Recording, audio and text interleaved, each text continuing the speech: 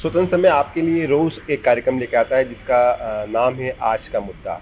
जी हाँ, इंदौर शहर में लोक परिवहन के नाम पर जो सिटी बसेस चलाई जा रही हैं वो लगातार घाटे में हो रही हैं।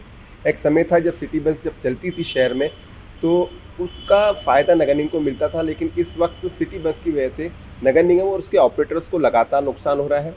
और इस विषय पर हमारे साथ चर्चा करने के लिए मौजूद हैं किशोर कोटवानी जी, जो एक अच्छे अर्थशास्त्री भी हैं और इंदौर शहर को काफ़ी नज़दीक से समझते हैं, ख़ासतौर पर ट्रैफ़िक को कैसे चलाना चाहिए, ट्रैफ़िक कैसे डाइवर्ट किया जाना चाहिए, इस सब बातों को लेकर वे हमेशा अपनी टिप्पणी देते रहे हैं। हमारे साथ चर्चा करने के लिए मौजूद है, बात करते हैं। किशोर जी, सिटी बस इंदौर में लाई गई थी इसलिए कि शहर का ट्रैफ़िक सुधरे, लोगों के आवागमन में उन्हें दिक्कत ना है, आसानी से वो आ जा सकें अपने गंतव्य तक के। लेकिन हम देख रहे हैं कि सिटी बसेस की जो संख्या है वो बढ़ तो रही है, लेकिन यात्रियों की संख्या उतनी नहीं बढ़ी जितनी उसमें बढ़ जाना चाहिए। अक्षर जी, पहले तो एक चीज़ याद दिला दूं आपको। 80 के दशक में जब मध्य प्रदेश राज्य परिवहन निगम था और इंदौर में लोकल बस चलती थी, पहला बस स्टैंड एक रात में मैंने खड़ा किया भरकुआ सिंधी कॉलोनी मेन रोड पे। 4 बजे नगर निगम ने परमिशन दी, 1 रुपया जेब में नहीं। और 7 बजे तक किसी ने पतरा दिया, किसी ने क्या दिया, किसी ने क्या दिया, और रात को बचा हुआ आपके घर आए, मकान बन रहा है यार, 2 ठेले गिट्टी ले जा रहा हूँ, 2-4 बोरी आप सीमेंट दे दो, और सुबह 9 बजे उद्घाटन करवा दिया ताकि वो स्टे नहीं ला सके। तब से जंग लड़ रहा हूँ। और 1982 की बात मुझे याद है, इंदौर के traffic engineering cell, ring road और इंदौर की सड़कें, जिला अस्पताल और नर्मदा द्वितीय चरण, इसके लिए आमरण अनशन पे बैठा। जो मेरा ढांचा है, चाहे वो राजनीति का हो चाहे वो प्रशासनिक हो, सब मर्जी के दर्जी हैं। पहले कपड़ा सिल जाता है, फिर बोलते हैं आप पहनो। आप कहोगे साहब मेरे को टाइट पड़ रहा है, बोले आपकी सेहत खराब हो जाएगी, आप अपनी वजन घटाओ, सेहत घटाओ। हमने जो बनाया वो सही है। यही कहानी इंदौर के ट्रैफिक और पब्लिक ट्रांसपोर्टेशन से हो रही है। पब्लिक ट्रांसपोर्टेशन का ये अध्ययन है इनका कि 4.6 किलोमीटर का आदमी पर डे फेरा लेता है गाड़ी का। अब मुझे बता दो, आप जहाँ रहते हो, आपके घर से जहाँ बस आपको मिलती है कितनी दूर है? वो 4 नहीं, 6 किलोमीटर, 3 किलोमीटर, 2 किलोमीटर दूर है आपसे। जब संदीप सोनी इसके कर्ता धर्ता बने थे तब मैंने बूथ लेवल का इनको प्लान करके दिया था। और मैजिक जो गाड़ी है, इसको एसी गाड़ी के रूप में चलाने का, और 5 रुपए उस वक्त हमने प्लान किया था कि ये चल सकती है, और 40% पे ब्रेक इवन बनाया था। और ये भी तय हुआ था कि भाई पैसा कहाँ से आए। तो मैंने उनसे कहा कि जो मैजिक इंदौर में चलती हैं या ड्राइवर रिक्शा चलाते हैं, बेचारे सब के सब मालिक कोई और है, ये उसको किराया देते हैं। सही बात। तो 25 रुपए एक ड्राइवर से, दूसरे ड्राइवर से 25 रुपए, मतलब 16-18 घंटे का सर्विसेज। और उस पैसे को शेयर होल्डिंग में कन्वर्ट करके बाकी लोन लेके ये चालू को दे देंगे। 15,000 रुपये उस वक्त हमने तनख्वाह बनाई। 15,000 महीने की तनख्वाह, 2 बच्चों की पढ़ाई, 3-3 हजार रुपए फीस के। और ये कौन से सन की बात कर रहे हैं आप? 4-5 साल पुरानी बात है, जब बीआरटीएस की लड़ाई चल रही थी। ये सारा ढांचा बना के दिया, तब भी उसने कोई काम नहीं किया। और जो आपने सवाल किया कि बसें भी बढ़ रही है, बसें जिस संख्या में बढ़ना चाहिए उस संख्या में नहीं बढ़ रही है।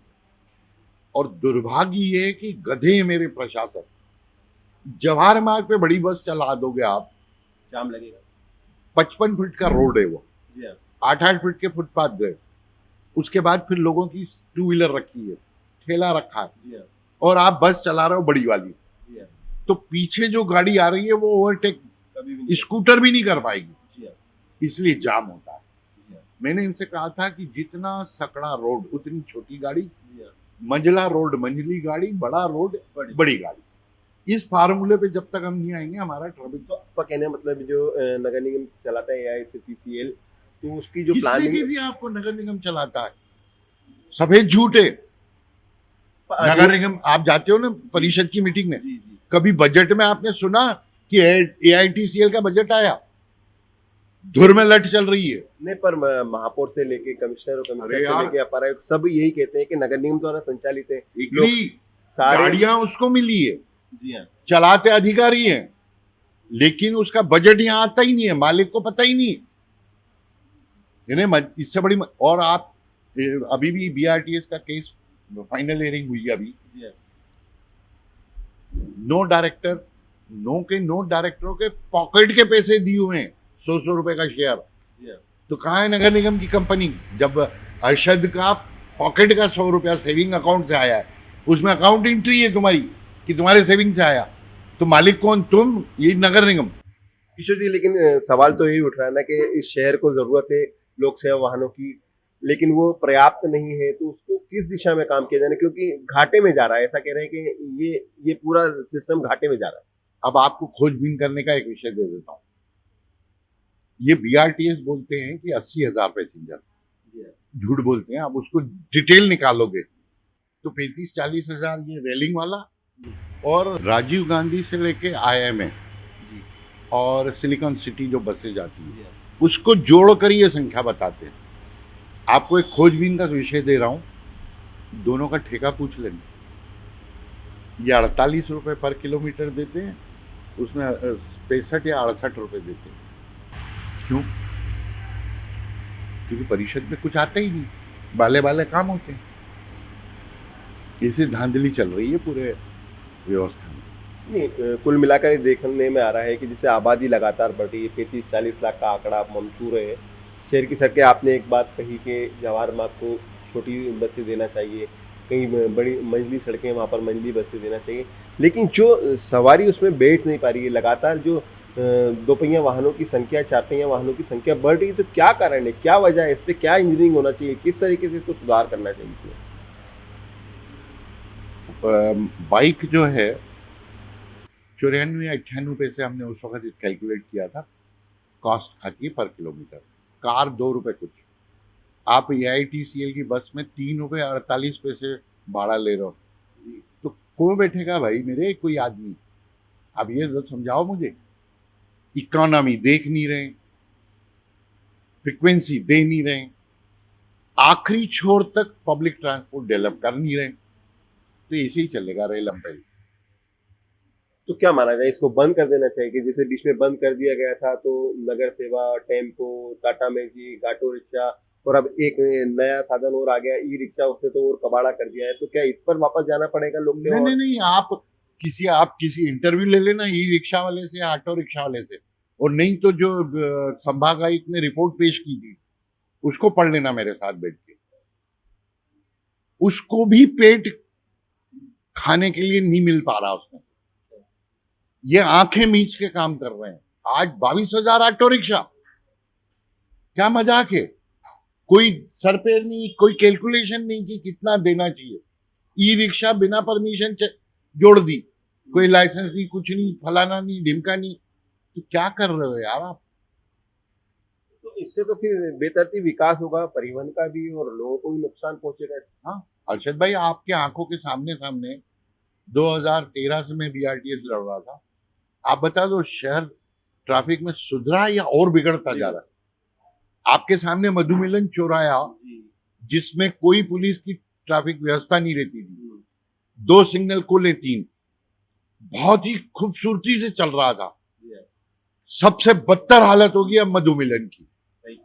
इतनी अकल नहीं इंजीनियरिंग की कि 2 लाइन का व्हीकल 11 फाटों से आ रहा है और 2 लाइन में वो निकल जाता था। अब आपने रोटरी के वहां 6 लाइन कर दी। अब 6 लाइन में जब वाहन फैल जाएंगे तो 2 लाइन में घुसेंगे कैसे? घंटों जाम होगा। यानी इतनी अकल यदि नहीं है तो मैं किसको रूं? इस पूरे शहर के ट्रैफिक और शहर के परिवहन को लेकर आप दोषी किसको मानते हैं? नगर निगम को मानते हैं, जिला प्रशासन को मानते हैं, यातायात पुलिस को मानते हैं, या कौन ऐसे लोग हैं जनप्रतिनिधियों को मानते हैं? सबसे पहला प्रशासनिक तंत्र, दूसरे नंबर पे जनप्रतिनिधि। पुलिस का क्या है? 14% उसका ट्रैफिक के यदि 3 जो नियम है इंजीनियरिंग, शिक्षा और आपका ट्रैफिक मैनेजमेंट, ये तीन ही माने जाते हैं। 15% ये, 26% साला एजुकेशन है और 60% इंजीनियरिंग है। जिसके लिए मैं आम अनशन पे जवानी में बैठा, वो आज तक इंजीनियरिंग बनती है, टूटती है, बनती है, टूटती है। इंजीनियरिंग मालूम ही नहीं, विभाग ही नहीं, व्यवस्था ही नहीं। तो ऐसे ही आंधी की चूंधी में काम चलेगा। हर चीज़ का मास्टर प्लान बनता है। अब नगर निगम ने जोनल प्लान भी बनाना शुरू कर दिए। नगर एवं ग्राम निवेश विभाग जिसे टीएनसी कहते हैं, वो अलग मास्टर प्लान बनाता है। तो इंदौर शहर के ट्रैफिक को लेकर कोई मास्टर प्लान नहीं बनाया जा सकता जिससे लोक सेवा वाहन भी आसानी से चल सके, लोगों को राहत मिल सके, ट्रैफिक भी जाम ना हो। आपने अलग अलग बीट पे काम किया है हर्षित भाई।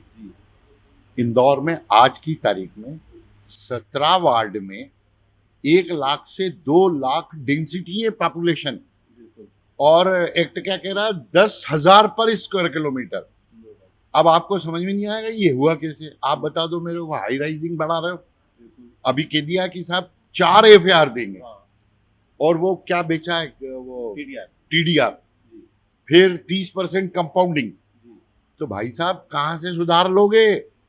आपका रोड डिजाइन जो है वो 10,000 के पॉपुलेशन से, सीवरेज डिजाइन उस हिसाब से, पानी की डिजाइन उस हिसाब से, ट्रैफिक की डिजाइन भी वैसे होना चाहिए, है भी उसी हिसाब से।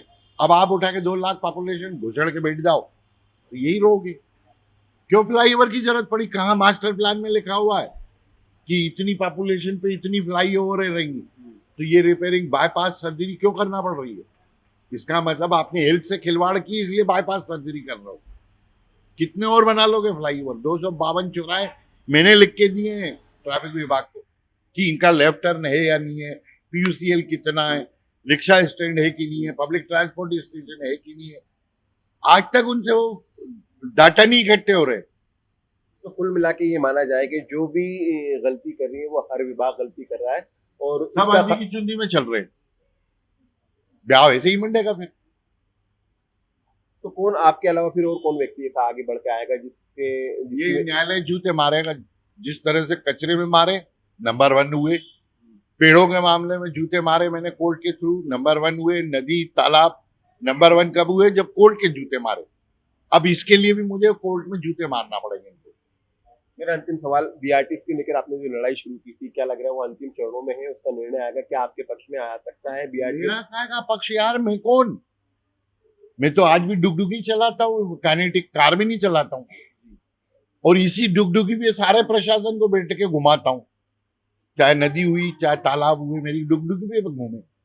ये जरूर है कि हर आदमी के अंदर लाख बेईमान हो, अभी भी देश के आदमी का जमीर नहीं मरा है।